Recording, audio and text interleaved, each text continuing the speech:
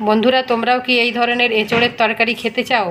তো যদি তোমরা এই ধরনের এঁচোড়ের তরকারি খেতে চাও তো তাহলে আমাদের ভিডিওটা প্রথম থেকে নিয়ে শেষ পর্যন্ত দেখতে থাকো। দারুণ স্বাদের একটা এঁচোড় রান্না। নমস্কার বন্ধুরা, আজকে আবার একটা রেসিপি নিয়ে চলে আসলাম। তো এটা দেখেই বুঝতে পারছো তো, হ্যাঁ, আজকে আমরা কাঁঠাল এঁচোড় করব। এই যে দেখতে পাচ্ছ এখানে দুটো কাঁঠাল আছে এঁচোড়। তো আজকে আমরা এই কাঁঠাল এঁচোড়ের রেসিপি করব, একদম নতুন ধরনের। তো চলো কাঁঠালটাকে আমরা প্রথমে কেটে নিই ভালো করে। তো প্রথমে কাঁঠাল এঁচোড়টাকে আমরা লম্বা করে কেটে নিলাম। আর তাজা দেখছো কত অনেক আঠা আছে। তো প্রথমে আমরা এই আঠাগুলোকে একটু জল দিয়ে একটু ধুয়ে নেবো ভালো করে, দেখতেই পাচ্ছ।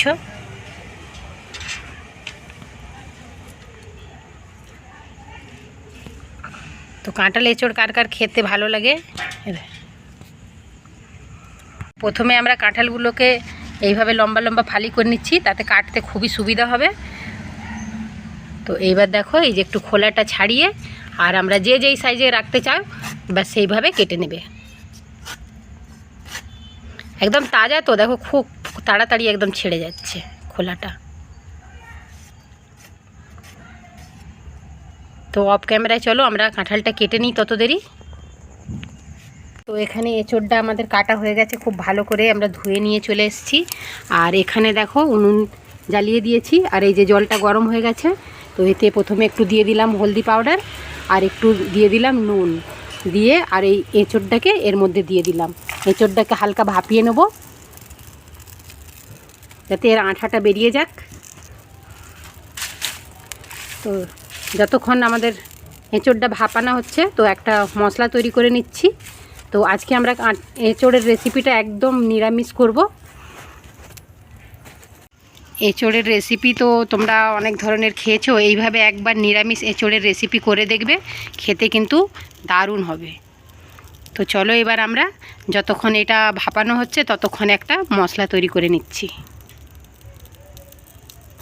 তো মশলাটা করার জন্য প্রথমে আমি এই যে একটুখানি গরম জল বসিয়ে নিয়েছি, আর এর মধ্যে এই যে কতকগুলো শুকনো লঙ্কা দিয়ে দিলাম, আর একটুখানি আদা দিয়ে দিচ্ছি, আর তার সাথে এই যে দুটো বড় বড় টমেটো দিয়ে দিচ্ছি। তো টমেটোটা গোটা দিবার ছিল, কিন্তু ভুলেতে টমেটোটা কেটে ফেলেছি, এখন আর কি করব। তো সেই জন্যই এইভাবেই একটুখানি সিদ্ধ করে নিচ্ছি। তো তোমরা যখন করবে তো একটুখানি গোটা দিয়েই করবে, আমি এটা কেটে দিয়েছি, এটা আমার একটু ভুল হয়ে গেছে। তো যাই হোক, এটা একটু ভালো করে আমরা সিদ্ধ করে নিচ্ছি। আমাদের টমেটো আর আদা এগুলোকে আমরা অল্প সিদ্ধ করে নিয়েছি, আর এই যে টমেটোর খোলাগুলো আমরা এইভাবে বের করে ফেলে দিচ্ছি, হালকা ঠান্ডা করে নিয়েছি।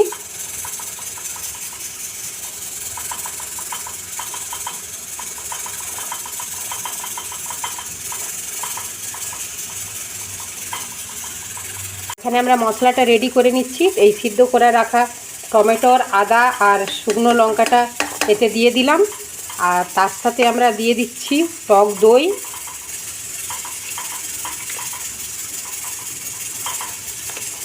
আর দিয়ে দিচ্ছি হলদি পাউডার দিয়ে এবার আমরা এটাকে ভালো করে পিষে নিচ্ছি। তো এখানে আমাদের মশলাটা একদম রেডি হয়ে গেছে, এই যে দেখতে পাচ্ছ। এঁচোড়টা আমাদের ভাপানো হয়ে গেছে, আমরা নাবি নিয়েছি। এটা খুব বেশি একটা গলেও নেই আর খুব শক্তও নেই।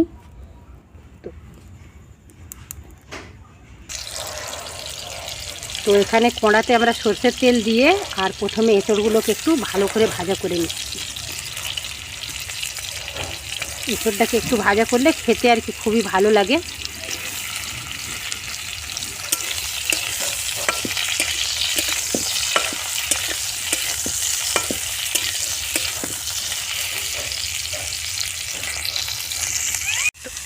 এঁচোড়ের সাথে আমরা দুটো আলুও দিয়েছি, আলু আর এঁচোড়কে খুব ভালোভাবে ভাজা করে নিচ্ছি।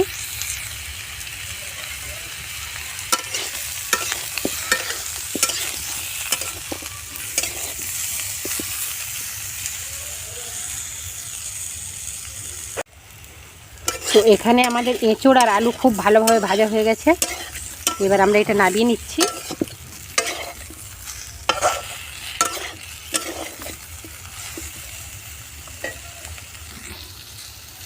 তো কড়াতে আমরা সরষের তেল দিয়ে দিলাম, আর প্রথমে আমরা দিচ্ছি এই যে দারচিনি, লং, এলাইচি, আর তার সাথে এই যে দিয়ে দিলাম 2টো তেজপাতা, আর দিয়ে দিলাম 2টো শুকনো লঙ্কা। ফোড়নটা আমাদের খুব ভালোভাবে হয়ে গেছে। এবার এতে এই যে বেটে রাখা মশলাটা দিয়ে দিচ্ছি।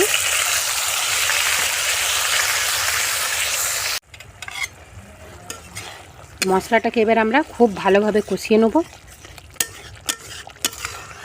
নিরামিষ একদিন এইভাবে তোমরাও করে দেখবে, খেতে কিন্তু খুবই টেস্টি হয়। একবার তোমরা এইভাবে করে দেখার চেষ্টা করবে, নিরামিষ দিনে এঁচোড়ও খাওয়া যাবে।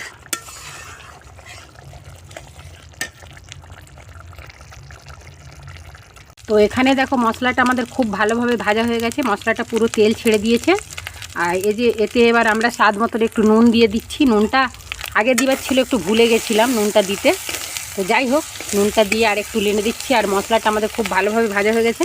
তো ওই প্রথমে এই একটা আলু দিয়েছিলাম, এই আলুটা দিয়ে দিচ্ছি। আলুটা একটু কম সিদ্ধ হয়েছে, আর কাঁঠালটা যেহেতু হালকা সিদ্ধ হয়ে গেছে, আর এঁচোড় একটু বেশি সিদ্ধ হয়ে গেলে কিন্তু খেতে ভালো লাগে না, একটু কম সিদ্ধ থাকলেই বেশ খেতে মজা আসবে।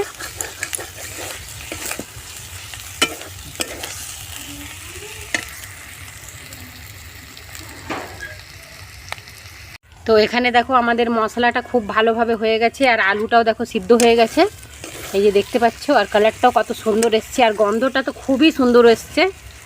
তো এবার এতে আমরা এঁচোড়টাকেও দিচ্ছি। এঁচোড়টাকে দিয়ে আর কিছু একটুখানি কষিয়ে নেবো, হালকা কষিয়ে আর জল দিয়ে দেবো। বেশি কিন্তু কষালে আবার এঁচোড়টা গলে যাবে, গললে কিন্তু ভালো লাগবে না খেতে। তোমরা একবার প্লিজ একবার নিশ্চয়ই এইভাবে ট্রাই করে দেখবে, ঠকবে না, খুব দারুণ লাগে কিন্তু খেতে।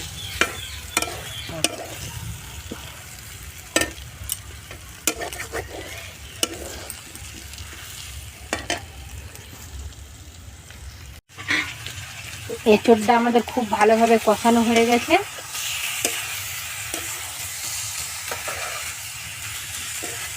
তো আমি বারে বারে কাঁঠাল বলে ফেলছি, এই জন্য কি আমাদের এখানে এটাকে কাঁঠালই বলে, আর তোমরা তো এটাকে এঁচোড় বলো, তো যার কারণে বারবার কাঁঠাল বলা হয়ে যাচ্ছে।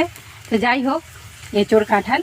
তো আর তারপরে এতে এবার আমরা অল্প জল দিয়ে দিলাম, খুব বেশি ঝোল রাখবো না।